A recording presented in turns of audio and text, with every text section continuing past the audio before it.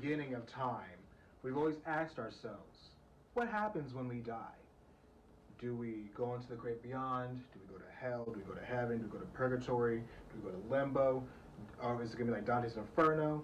But no matter what the ultimate outcome of our souls, if there is one, has been, what happens to our bodies is very seldom ever in dispute. Either we're going to be buried or cremated, and typically speaking, we do follow the adage of resting in peace. However, that wasn't the case in January of 897 for a certain Pope Formosus. Let me give you a brief rundown. So, Pope Stephen VII, or 6, depending on the anti-pope count, actually put Pope Formosus on trial 7 months after he died. Furthermore, in order to put Formosus on trial, he had to dig up the body and have him sit on the witness stand. This event was called the Cadaver Synod, and guess what? We're about to get into it because it's time for what? Some real history with Mykel.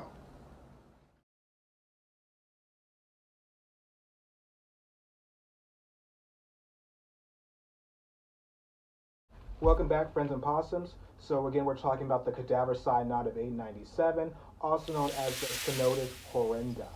Now, during this time, the papacy is not as we know it now. The Pope isn't like the face of goodwill. There's no gentility, and the reigns, unlike now, were relatively brief. Very, very brief. As a matter of fact, between 872 and 965, we went through popes like salt through a widow woman. There were 24 popes elevated in that time.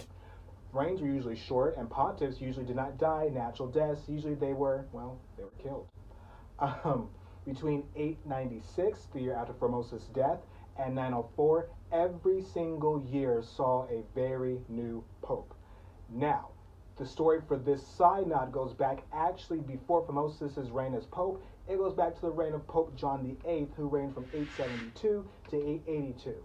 According to historians, Formosus actually went against canon law, which expressed at the time that every bishop could only have one bishopric in the Holy City.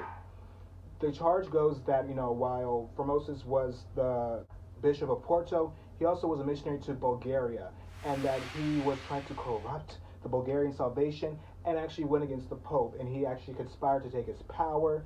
And so Pope John was like, okay, you're not where we need you to be. You're not what I want you to be, so guess what? You need to go. We're going to excommunicate you. When Pope John died, Formosus resumed his bishopric again until his elevation in 891. However, John's charges against Formosus were what led Stephen, they say, to level the charges he leveled against him, which we'll cover just a little bit later.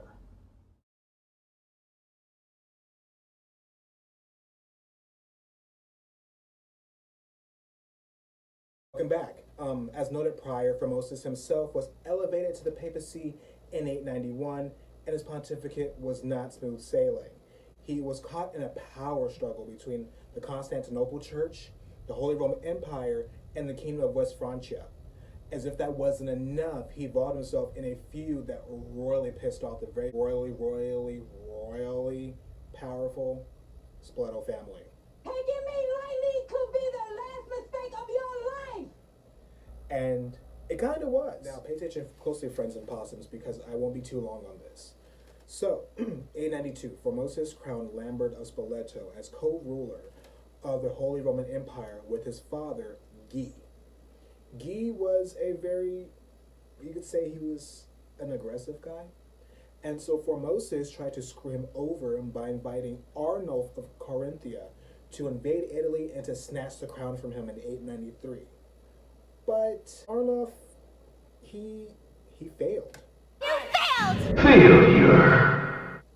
But even though he did fail, Guy died during the struggle for power the next year in 894, and Formosus wasn't quite done yet. This is not gonna be pretty! So, Arnulf tried again. He was even crowned Holy Roman Emperor in 895 when he invaded Italy by Pope Formosus. However, he and the Pope were both dead within a year. Formosus was replaced by Pope Bonifacio, or Boniface VI, a man who at the time was 90 years old, and he only lasted 15 days. The cause of his death is currently and historically unknown. This is where Stephen comes in. Sources say he was elected with the help of the Spoleto family, And Guy's nephew, Guy IV, put Stephen up to the Synod as he bore a grudge against Formosus for trying to counter his hostilities to the Byzantines.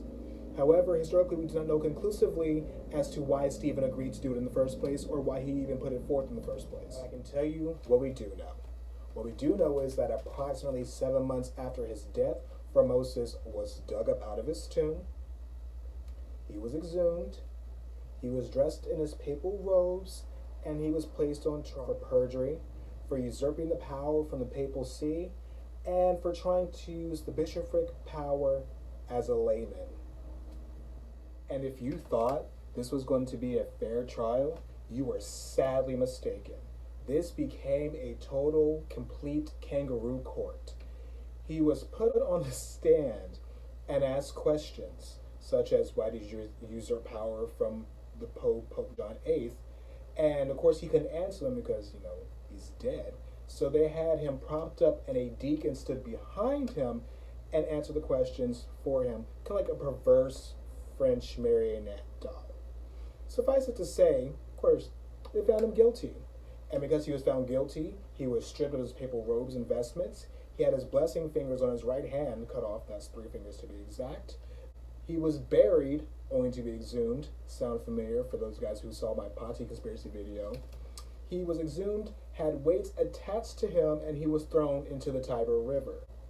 After that, he washed up on the shores of the Tiber River, and people began to attribute miracles to Pope Formosus.